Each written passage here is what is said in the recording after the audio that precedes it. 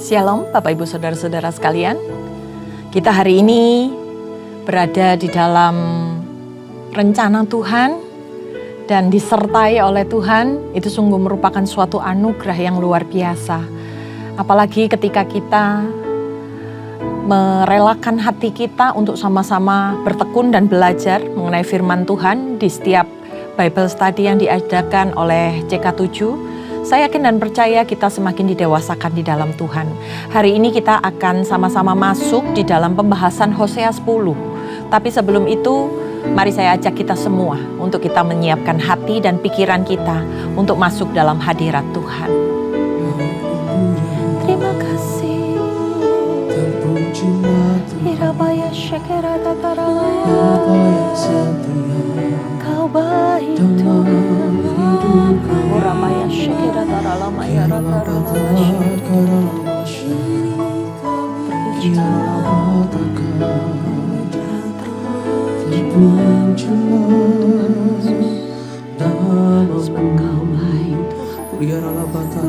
baik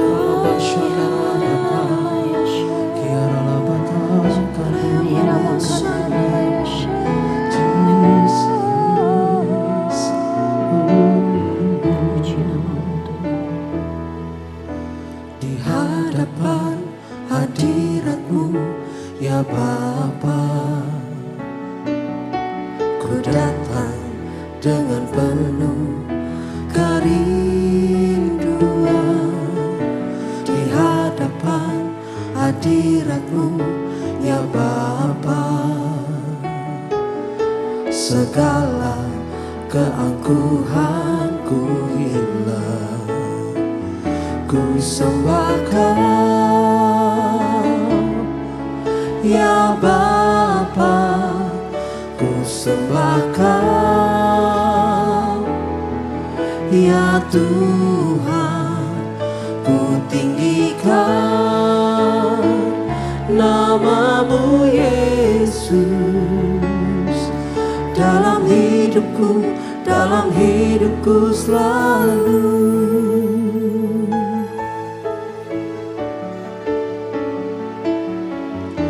Di hadapan hadirat-Mu ya Bapa, ku datang dengan penuh kerinduan. Di hadapan hadirat-Mu ya Bapa, segala keangkuhanku hilang, ku sembah Kau ya Bapa, ku sembah Kau ya Tuhan, ku tinggikan nama-Mu Yesus dalam hidupku selalu. Ku sembah Kau ya Bapa, ku sembah Kau ya Tuhan, ku tinggikan nama-Mu Yesus dalam hidupku selalu. Ku sembah Kau ya Bapa, ku sembah Kau ya Tuhan, ku tinggikan nama-Mu Yesus dalam hidupku selalu.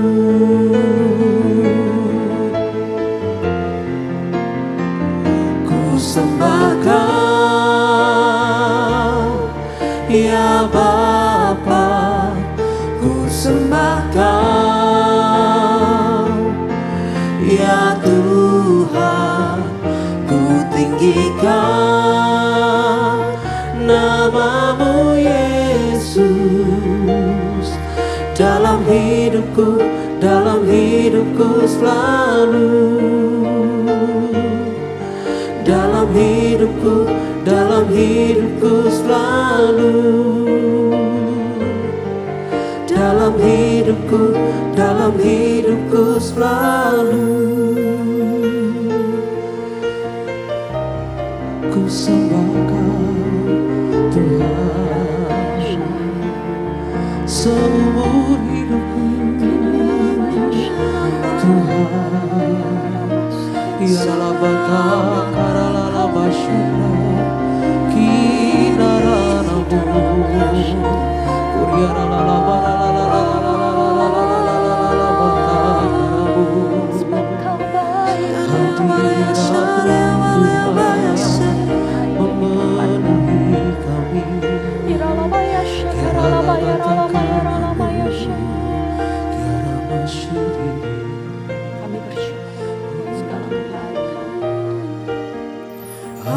hadirat-Mu memenuhiku, hadirat kudus-Mu penuhi baik-Mu, dan ku tersungkur menyembah-Mu. Yang ku nampak hanya kemuliaan-Mu. Hadirat-Mu memenuhiku, hadirat kudus-Mu penuhi baik-Mu, dan ku tersungkur menyembah-Mu. Yang ku nampak hanya kemuliaan-Mu.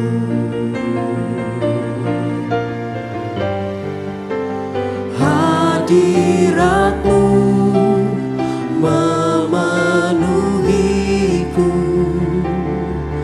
hadirat kudus-Mu penuhi baik-Mu, dan ku tersungkur menyembah-Mu. Yang ku nampak hanya kemuliaan-Mu. Hadirat-Mu memenuhiku, hadirat kudus-Mu penuhi baik-Mu, dan ku tersungkur menyembah-Mu. Yang ku nampak hanya kemuliaan-Mu. Hadirat-Mu memenuhiku, hadirat kudus-Mu penuhi baik-Mu, dan ku tersungkur menyembah-Mu. Yang ku nampak hanya kemuliaan-Mu. Yang ku nampak hanya kemuliaan-Mu. Yang ku nampak hanya kemuliaan-Mu.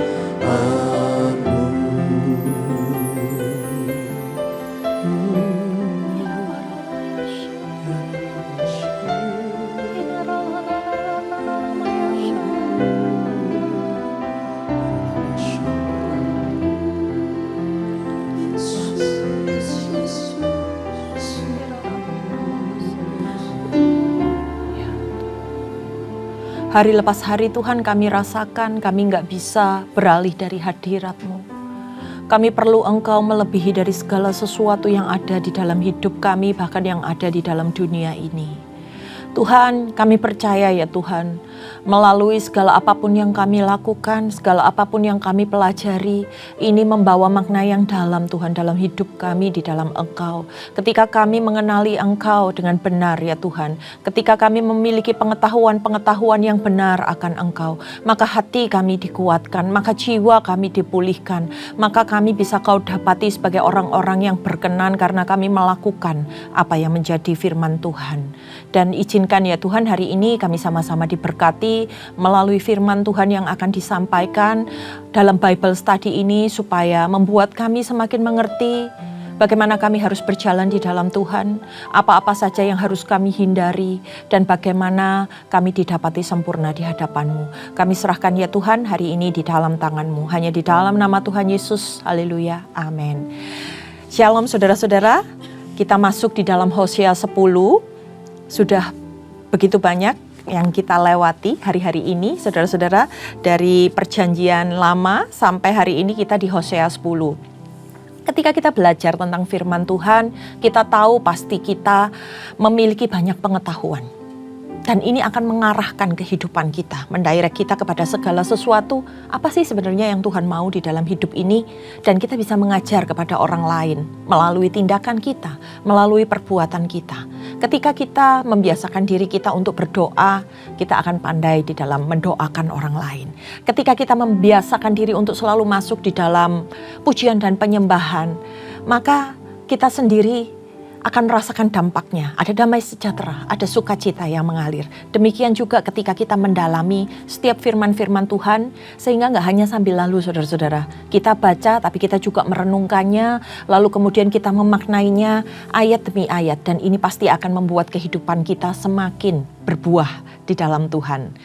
Kita masuk di dalam satu perikop, yaitu hukuman atas pemujaan anak lembu Bet Awen. Kalau di dalam terjemahan baru 1 Alkitab, karena saya pakainya terjemahan baru 2, dikatakan dengan judul perikop hukuman karena penyembahan berhala. Tapi dari tema tunggal pasal ini saudara-saudara, itu adalah tentang sebuah peringatan. Kita baca di dalam pasal ayat yang pertama. Israel adalah pokok anggur yang tumbuh subur, yang menghasilkan buah. Makin banyak buahnya, makin banyak mezbah dibuatnya. Makin baik tanahnya, makin baik dibuatnya tugu-tugu berhala. Nah, ini seperti sesuatu yang bertolak belakang ya saudara-saudara. Bangsa Israel ini sering diibaratkan sebagai pohon anggur.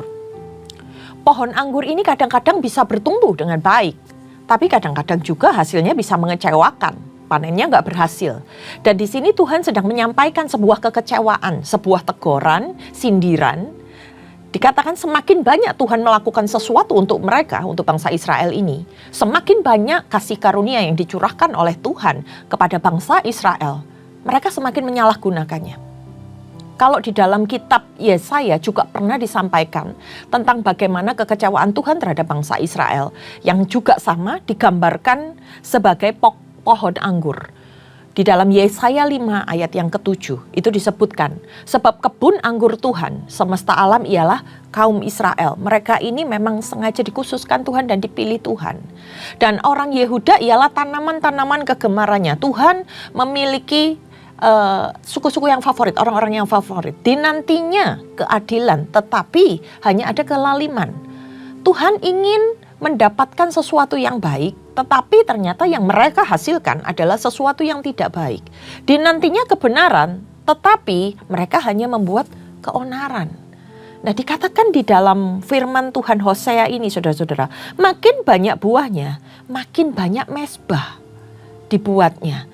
Ketika Tuhan memberikan kepada mereka sebuah hasil penyertaan, tapi mereka mengembalikan kepada Tuhan dengan sesuatu yang berbeda.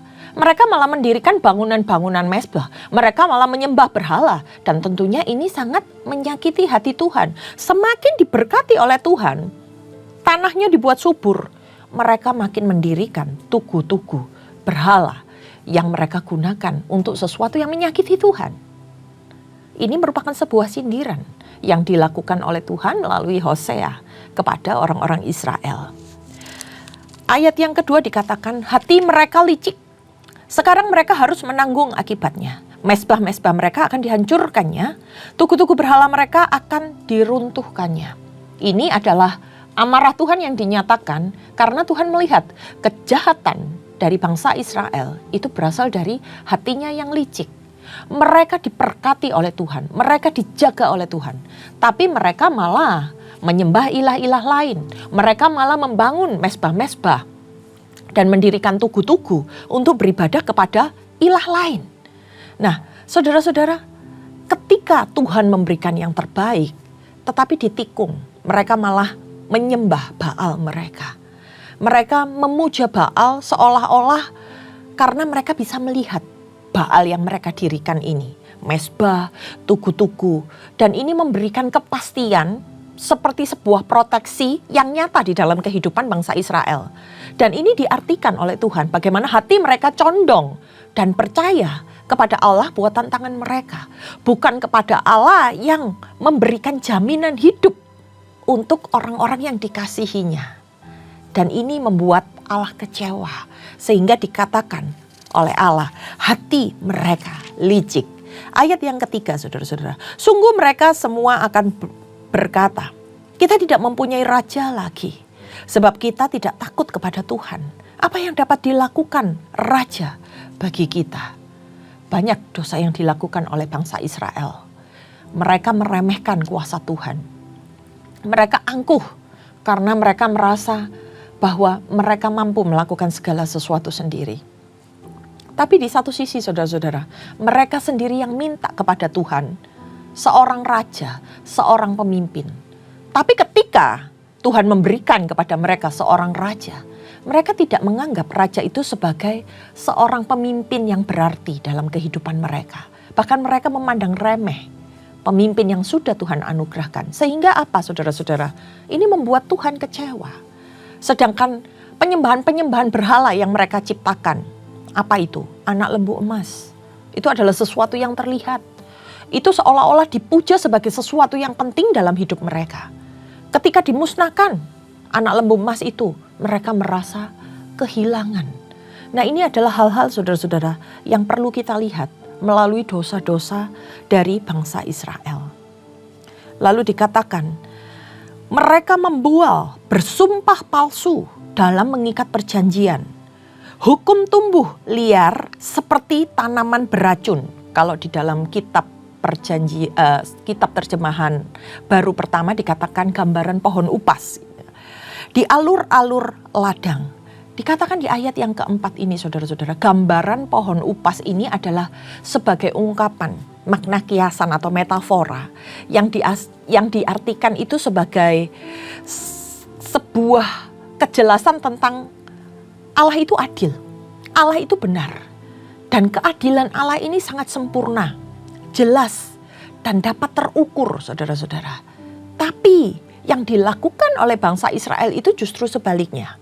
Bangsa Israel ini menentang nilai-nilai yang datangnya dari Tuhan, segala kepastian, segala keadilan, dengan apa? Segala sesuatu yang mereka berusaha ciptakan sendiri. Dan ini semua melilit mereka. Seperti dikatakan lilitan pada pohon upas atau pohon yang beracun. Ini yang Tuhan sesalkan. Dan diartikan sebagai pohon upas ini sebuah tanaman itu yang menghambat pertumbuhan mereka. Karena apa? Ini melilit, saudara-saudara. Menjalar dan mengikat pikiran mereka. Sehingga mereka tidak lagi bisa mengenal kebenaran, tidak lagi melihat keadilan dari Tuhan, melainkan segala sesuatu yang mereka pikirkan, yang mereka hadirkan dari hati mereka sendiri. Dan ini juga terjadi pada orang-orang pada masa ini, saudara-saudara. Bagaimana kita disibukkan dengan apa yang ada di luar sana, sampai kita lupa dengan makna mengikut Tuhan yang sesungguhnya. Bahwa Tuhan itu adalah Allah yang sempurna, Tuhan itu adalah Allah yang layak untuk kita andalkan. Di dalam segala penderitaan, maupun segala apapun yang kita alami hari-hari ini, Tuhan itu adalah Allah yang adil, yang memberikan kepada kita segala sesuatu yang menjadi bagian kita. Tapi seringkali kita lalai seperti bangsa Israel, karena lebih melihat apa yang dibangun, apa yang kelihatan oleh mata, yaitu ilah-ilah mereka. Kemudian di ayat yang kelima, penduduk Samaria gentar, merisaukan anak lembu Bet Awen. Sungguh, rakyatnya akan berkabung untuknya dan imam-imamnya akan meratapinya sebab kemuliaannya menyingkir darinya. Saudara-saudara, pada zaman Nabi Samuel, ketika waktu itu tabut perjanjian dirampas oleh bangsa lain, apa yang mereka lakukan? Mereka menangis karena mereka sadar dengan dirampasnya tabut perjanjian itu seolah-olah kemuliaan Allah hilang dalam kehidupan mereka. Tapi saat itu mereka yang dikatakan di dalam ayat ini mencucurkan air mata karena berhala, karena lembu-lembu emas. Bukankah ini adalah sebuah bukti kemurtatan mereka kepada Allah? Tadinya mereka berduka ketika tabut perjanjian itu dirampas dari kehidupan mereka. Hari itu pikiran mereka berubah dengan menyembah anak lembu emas. Seolah-olah mereka itu berduka karena ilah ciptaan mereka sendiri dan mereka melupakan Allah yang benar yang menaungi dan menjagai kehidupan mereka. Lalu dikatakan di situ ada sebuah kalimat di dalam ayat yang ke-7, saudara-saudara. Samaria akan dihancurkan, rajanya seperti sepotong ranting yang terapung di air. Ini adalah dikatakan rajanya sudah terhilang. Karena apa? Mereka sudah tidak bisa melihat raja ini sebagai seorang atau sosok yang mereka percaya. Karena mereka berpikir dengan angkuhnya bahwa mereka, bangsa Israel ini bisa mengandalkan kekuatan mereka sendiri. Raja yang dikira mereka sebagai sebuah naungan yang kokoh, ternyata mereka pikir tidak dapat diandalkan. Di sini diibaratkan rajanya seperti sepotong ranting yang terapung di permukaan air yang deras. Lalu kemudian dikatakan tempat-tempat pemujaan awen yang menjadi dosa Israel akan dimusnahkan. Onak dan duri akan tumbuh di atas mezbah-mezbahnya. Mereka akan berkata kepada gunung-gunung, timbunilah kami, dan kepada bukit-bukit, runtuhlah menimpa kami. Karena apa, saudara-saudara? Karena dosa-dosa yang mereka lakukan begitu besar. Karena keangkuhan mereka, keinginan mereka secara daging itu yang menimbuni mereka dan menutupi mereka. Ini seperti sebuah bencana yang menimpa kehidupan orang-orang yang beralih dari Tuhan, dari hadirat Allah kepada segala sesuatu penyembahan berhala yang mereka ciptakan sendiri. Lalu kemudian di dalam perikop yang kedua dikatakan Tuhan kecewa kepada Efraim. Kita baca di dalam ayat yang ke-9. Sejak hari-hari Gibea, engkau telah berdosa, hai Israel. Di sana mereka tetap memberontak. Bukankah perang melawan orang curang akan mencapai mereka pula di Gibea? Di sini Allah sedang menyampaikan, sedang mengingatkan mereka apa yang terjadi pada kejadian masa lalu ketika mereka ada di Gibea, yaitu perang saudara, saudara-saudara. Karena ada yang memperkosa seorang gundik perempuan dan membunuhnya di Gibea, itu diceritakan di dalam Hakim-Hakim, saudara-saudara. Dan ini yang membuat Allah mengingatkan kepada mereka, bukankah pada waktu itu dosamu besar sehingga terjadi perang saudara hanya karena hal sepele yang kemudian membuat segala sesuatunya itu berantakan. Lalu ayat yang ke-10, menurut kehendakku mereka akan kuhajar. Bangsa-bangsa akan berkumpul melawan mereka ketika mereka dihajar karena kesalahan rangkap mereka. Di sini Allah memutuskan untuk menghukum mereka ini demi kebaikan. Dikatakan kesalahan rangkap. Apa kesalahan rangkap atau kesalahan ganda? Itu adalah menunjukkan ketidaktaatan Israel yang dilakukan berulang-ulang. Sudah diperingatkan, dilakukan lagi. Diingatkan melalui nabi-nabi, dilakukan lagi. Allah sendiri yang menegur mereka, tetap mereka lakukan. Ini adalah kesalahan ganda atau kesalahan rangkap yang dilakukan oleh bangsa Israel. Di ayat yang ke-11, Efraim dahulu seekor anak lembu yang terlatih, yang suka mengirik. Tengkuknya yang bagus kubiarkan. Namun sekarang Efraim kupekerjakan. Yehuda harus membajak. Yakub harus menyisir tanah baginya sendiri. Saudara-saudara, mengirik itu adalah sebuah proses memisahkan jerami dari gandum atau padi. Nah, sebuah pekerjaan yang ringan tapi menyenangkan. Dikatakan di sini Efraim dahulu seekor anak lembu yang terlatih. Karena apa? Anak sapi itu diibaratkan sebagai seekor binatang yang penurut. Tapi ketika anak sapi ini sudah bertumbuh, anak sapi ini sudah menuju kedewasaan pada masa transisi, Ketika ujian-ujian itu terjadi di dalam kehidupan, sehingga membuat mereka ini bertumbuh, bagaimana mereka bisa menjadi orang percaya yang semakin kuat dan kokoh. Tapi keadaan mereka itu berubah. Dikatakan sementara Yehuda, penderitaannya sudah berkali-kali lipat karena segala sesuatu yang mereka alami, saudara-saudara. Ketika orang bertumbuh menjadi dewasa, ketika orang-orang bangsa Israel masuk ke dalam tanah perjanjian, itu bukan sesuatu yang mudah. Mereka mengalami berbagai macam ujian. Tapi apa yang dilihat Tuhan? Mereka itu yang tadinya sebagai seekor anak lembu yang penurut, mereka berubah menjadi seekor lembu dewasa yang degil hatinya, yang mengeraskan hatinya. Melalui segala ujian yang mereka alami, bukannya mendekatkan diri mereka kepada Tuhan, tapi mereka pakai akal dan pikiran mereka sendiri. Sehingga Tuhan harus memakaikan kuk yang lebih berat, supaya mereka bisa menurut terhadap arahan Tuhan. Nah, ini yang disampaikan di dalam ayat yang ke-11. Lalu di ayat yang ke-12 dikatakan, menaburlah sesuai dengan keadilan, menuailah bagimu menurut kasih setia. Bukalah bagimu tanah baru.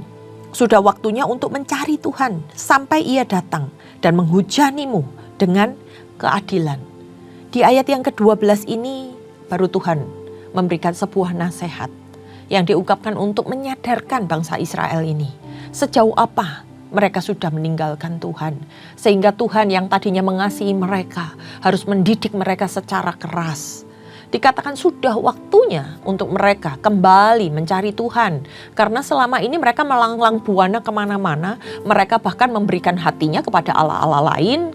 Dan di sini Tuhan sedang membawa mereka ke sebuah fase yang baru. Dikatakan tanah yang baru. Tanah yang baru ini sebuah kondisi di mana orang-orang yang selalu menolak Tuhan. Orang-orang yang selalu mengeraskan hati. Tidak mau menerima benih-benih firman Tuhan, bisa kembali untuk mencari Tuhan, untuk hidup di dalam perkenanan Tuhan.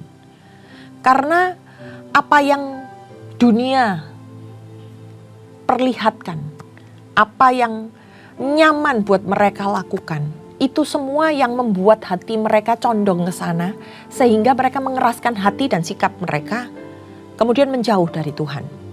Nah, untuk itu saudara-saudara, diistilahkan mereka harus membuka sebuah tanah yang baru. Kalau kemarin tanah yang ada di dalam kehidupan mereka itu sudah keras, sehingga ketika Tuhan menegur, ketika Tuhan memberikan benih-benih firman Tuhan, itu tidak dapat masuk ke dalam hidup mereka. Dikatakan Tuhan meminta mereka buka tanah yang baru, supaya ada benih-benih yang bisa tertanam, bisa bertumbuh dan bisa berbuah. Tuhan bilang sudah waktunya mencari Tuhan. Itu adalah sebuah peringatan bahwa ada keterbatasan waktu. Jangan terlena dengan segala sesuatu yang dilakukan.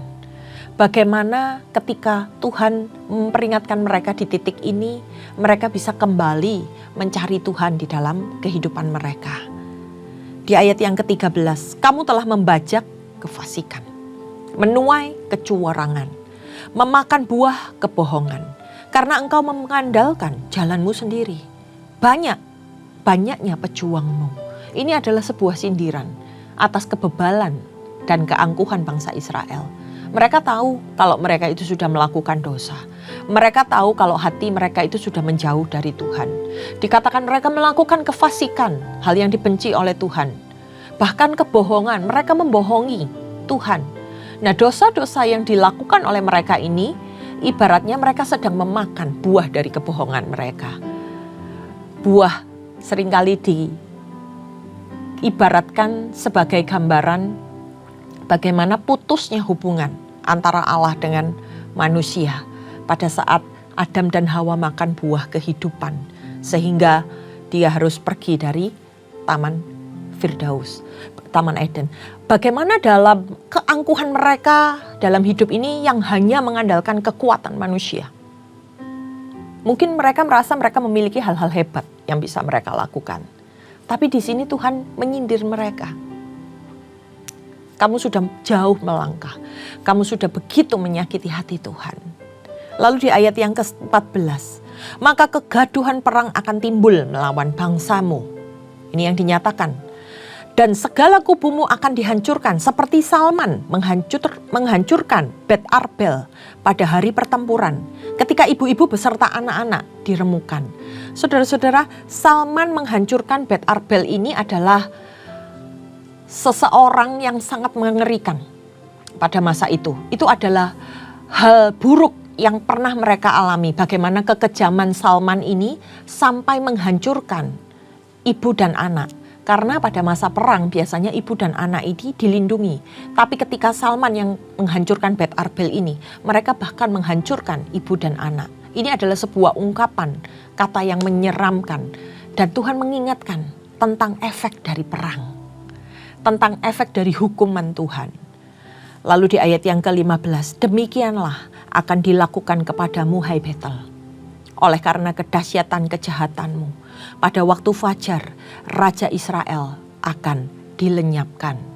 Ini adalah peringatan Tuhan saudara-saudara yang menyatakan bahwa Allah itu sanggup melenyapkan Raja Israel karena kejahatan mereka.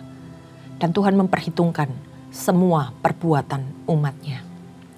Saudara-saudara, ketika kita membaca ayat demi ayat ini, mungkin saudara-saudara nggak ngerti maksudnya apa dari setiap kata-kata yang diungkapkan, karena banyak diperkatakan sebagai kiasan, sebagai sebuah sindiran. Tetapi ketika kita sama-sama mendalami, ketika saya mempersiapkan ayat-ayat ini, kemudian ada sebuah rema yang hadir di dalam hidup saya, bahwa apa yang dilakukan oleh bangsa Israel ini terulang dengan keadaan kita di zaman-zaman ini. Bagaimana kita tidak mensyukuri segala berkat dari Tuhan. Kita nggak melihat bahwa kita bisa ada sampai hari ini semuanya karena penyertaan dan anugerah Tuhan. Tapi kita mulai memuja bagaimana kita bisa berhasil, bagaimana kesuksesan kita, bagaimana kepopuleran kita. Ketika kita diizinkan untuk kita boleh melayani Tuhan. Di awal kita tahu bahwa melayani Tuhan harus memiliki hati seorang hamba. Tetapi ketika kita melewati keberhasilan-keberhasilan, ada pujian yang disampaikan oleh orang-orang, membuat kita menjadi orang yang tinggi hatinya.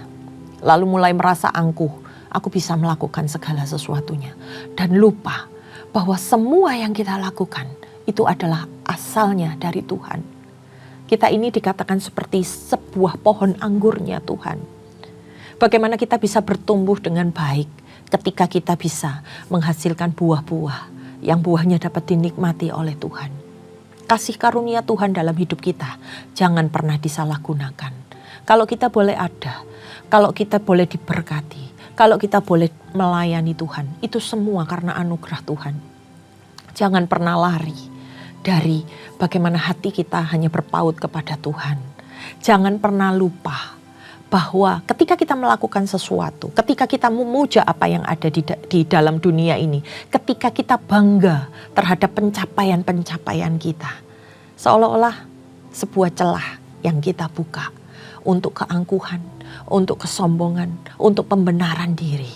Dan Tuhan bilang, buka tanah yang baru.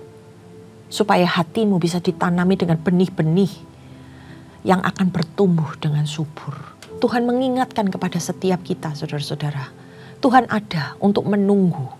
Ketika waktu ini Tuhan berikan di dalam kehidupan kita. Jangan hanya dipakai untuk melalaikan setiap anugerah Tuhan.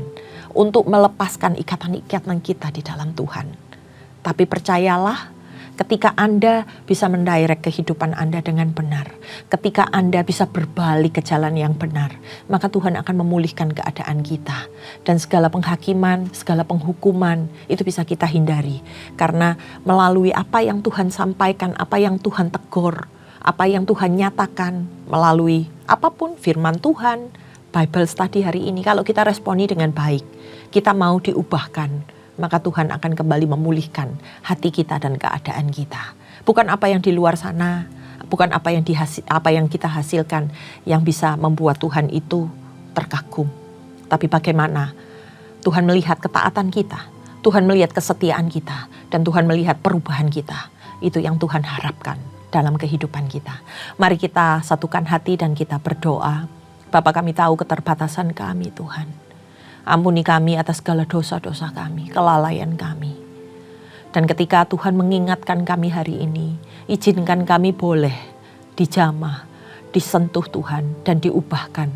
Kami mau Tuhan untuk mengambil waktu kami kembali, supaya tanah kami menjadi tanah yang subur, tanah yang gembur, sehingga segala apapun yang Tuhan tanamkan di dalam kehidupan kami tidak menjauhkan kami kepada Tuhan, tetapi kami semakin bertumbuh di dalam pengenalan yang benar. Kami percaya akan penyertaan-Mu, kami percaya akan berkat-berkat yang datangnya daripadamu, dan kami percaya Engkau Allah yang sempurna, yang layak untuk kami sembah. Terima kasih ya Tuhan, pimpin selalu kehidupan kami ini dari hari lepas hari. Hanya di dalam nama Tuhan Yesus, setiap yang percaya katakan amin. Terima kasih saudara-saudara sudah mengikuti Bible Study hari ini, dan Tuhan Yesus memberkati kita semua. Amin.